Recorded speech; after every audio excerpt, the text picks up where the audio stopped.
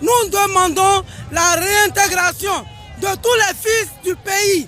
Pourquoi un Ivoirien ne peut pas être sur la liste électorale pendant que Komem Bakari est sur la liste électorale?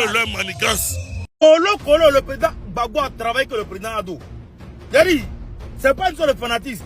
Laissons ça. Le président Gbagbo, bilan Kolo, il a baraqué le président Ado. Au temps du président Gbagbo, il y avait guerre. Le pays était divisé en deux. Il y avait guerre, mais on refusait à manger. Au temps du président Ado, avec tout le respect qu'il y a pour lui, on doit 42 000 milliards. Pendant que lui nous a dit hier 6 000 milliards était beaucoup. Mais aujourd'hui, on doit 7 fois. C'est que lui me disait hier c'était beaucoup là. On doit son 7 fois. Le président Gbagbo a baraqué le président Ado. Si quel sens? Si le président Ado travaillait, c'est-à-dire tous les goudrons qu'on voit là, si c'est un autre jeton en fonds propres qu'on avait pris pour faire tous ces goudrons, et puis les Ivoiriens vivaient, c'est-à-dire la Côte d'Ivoire ne devait aucun crédit. Les Ivoiriens vivaient dans la paix. Les Ivoiriens vivaient dans la tranquillité, la stabilité économique. Moi, voilà, il allait tirer mon chapeau pour dire le président Ado a travaillé.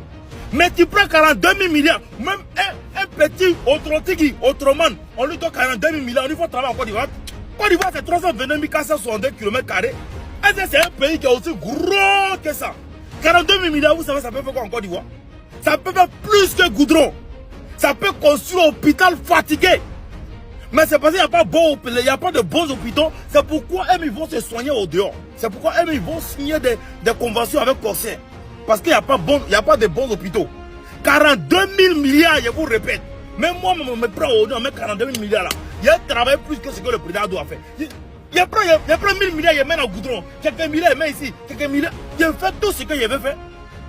Et puis vous prenez encore 1, 2, 3 goudrons. Et puis le goudron, même quand il pleut, ça coule. C'est ça, on prenait le goudron quoi. Échangeur. Vous savez, échanger dans 42 000 milliards, ça peut faire combien d'échangeurs en Côte d'Ivoire? Vous savez, 42 000 milliards, ça peut faire combien de trucs hôpitaux? Vous savez, ça peut faire combien d'écoles?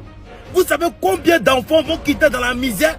Vous savez combien d'enfants ça peut construire, combien de logements sociaux? Ça dit la sécurité. 42 000 milliards, sans compter la richesse de la Côte d'Ivoire. D'un petit pays. Le président Gbagbo, il y a plus mes mots, le président Gbagbo a travaillé que le président Ado.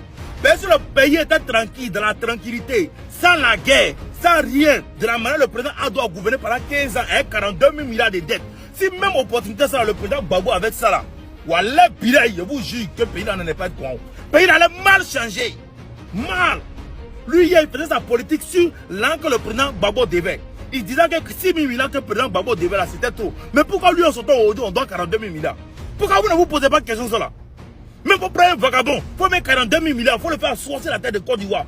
Il faut faire construire la Côte d'Ivoire. Il va construire la Côte d'Ivoire. 42 000 milliards. Sans compter les richesses que la Côte d'Ivoire a. Sans compter tout ce qu'on a. Mais attendez les gars, mais comment vous faites? Comment vous faites? Avec la paix encore, pour couronner le tout. Il y a la paix en Côte d'Ivoire. Et puis vous allez comparer. Il n'y a pas de comparaison. Colo. Le président Gbagbo a baraqué le président Ado. Il n'y a rien à faire. Parce qu'il a mis les 42 000 milliards dans la main du président Gbagbo. Et puis on l'avait laissé dans la paix, travailler. C'est là on allait dire oui, les deux ont eu même somme, que les deux ont travaillé même chose. Là on peut les comparer. Mais on n'a pas donné la possibilité au président Gbagbo de travailler. Il y a eu la rébellion. Il n'a pas pris 42 000 milliards. Donc on ne peut jamais les comparer. Jamais. Nous on n'est pas des bêtes. On réfléchit trop pour se faire berner. Si c'est on est ensemble famille, vous connaissez pour de nouvelles vidéos. Toujours, tous ensemble, pour la Côte d'Ivoire unie. AES fort, Gbagbo 2025, la liberté, ça s'arrache. On est ensemble. Bon,